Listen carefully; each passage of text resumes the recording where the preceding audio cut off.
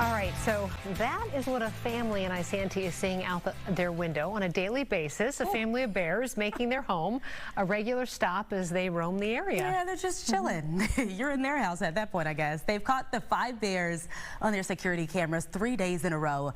Rob Olson joins us now. And Rob, you spoke with the homeowner about this. Sounds a little terrifying. Close for comfort.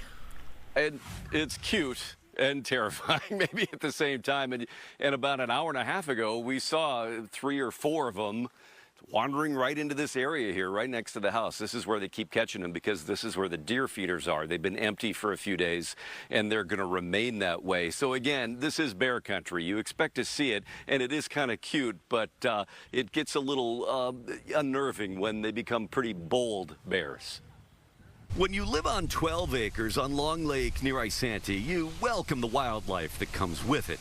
We usually see at least 1 bear every year, but this is the first time we've seen 5. But what began showing up on Tammy Madsen's cameras on Sunday is a bit more than you bargained for. There's 5 of them there. This is unusual. And instead of a single visit, the camera notifications have just kept coming from a family of 5 bears who've just kept returning. Working on day 3 now. And they're not shy. They've been in her fenced backyard a few times without damaging the fence. They've tried to get in her gazebo, leaving telltale screen scratches behind. This morning at 5:30 a.m., they were on our deck looking in at us. We're taking pictures of them looking at us on our deck. What began as entertaining has now become just a bit frightening as they boldly come so close and often in broad daylight. Yeah, and they're right at my front door. I mean, we got them on our Ring camera right by the front door. I mean, they're just wandering the whole property there. They're checking it out, looking for more food, and not gonna give them any.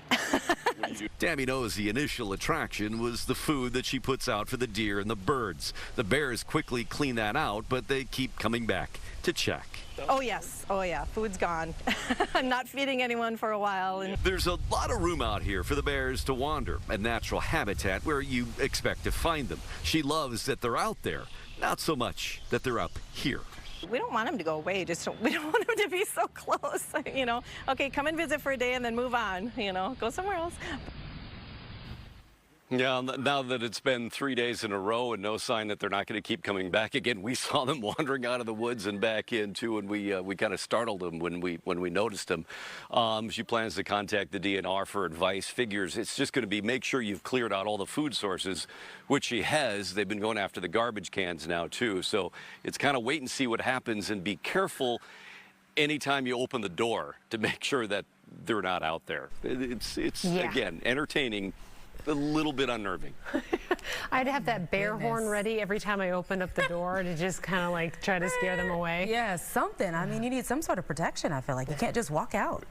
All right, to be continued. Thank you, Rob, and be safe out there tonight. You're with the bears. My goodness. All right.